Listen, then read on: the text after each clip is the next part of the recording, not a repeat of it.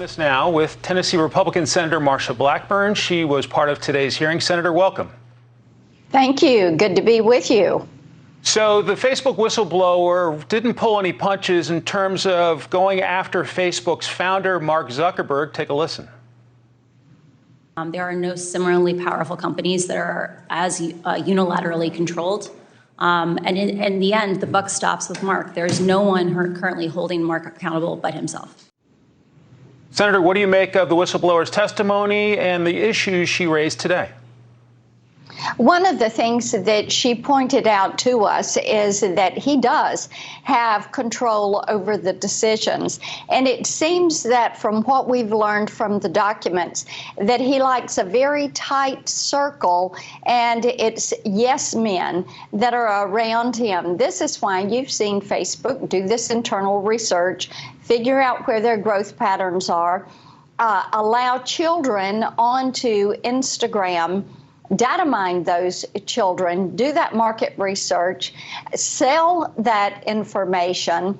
And we know from what we have learned from her that this is helping us build bipartisan support to pass online privacy, to update the Children's Online Privacy Protection Act, to address data security, and as was mentioned several times today, to reform Section 230.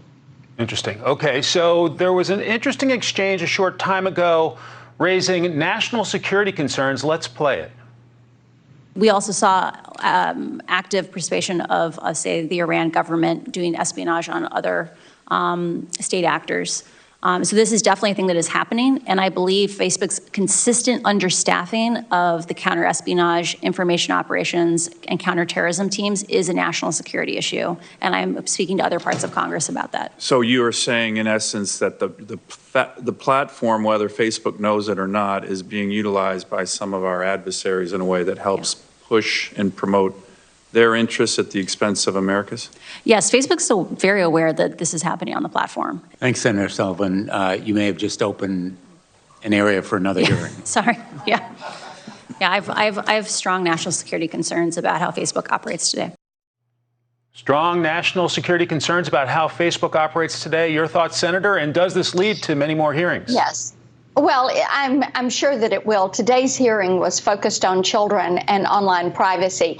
But Senator Sullivan brought forward a point about how Facebook's usership works. See, in the U.S., we have a sanitized version of Facebook, but 90% of Facebook's usership is outside of the United States. And what we have become aware of through all of this process of looking at Facebook and big tech platforms, Facebook has 90% of that usership outside the United States. We know that the drug cartels use it. We know that those who have ill intent are using Facebook. We know sex traffickers use it. And this is something that has to be brought forward. How do they use this in the United States? How do they communicate with people in the United States when they are these adversarial groups and organizations or governmental entities that are outside of the United States? As we look at big tech writ large, and look at these social media platforms, their applications and their uses. Of course, this is something that we will come back to revisit as we move forward with how do we put in place regulations so that the virtual space will be safe for all users. I think that's what a lot of our viewers are wondering about, action from lawmakers. And Senator Marsha Blackburn from the great state of Tennessee, thanks for your time. Good to join you. Thanks.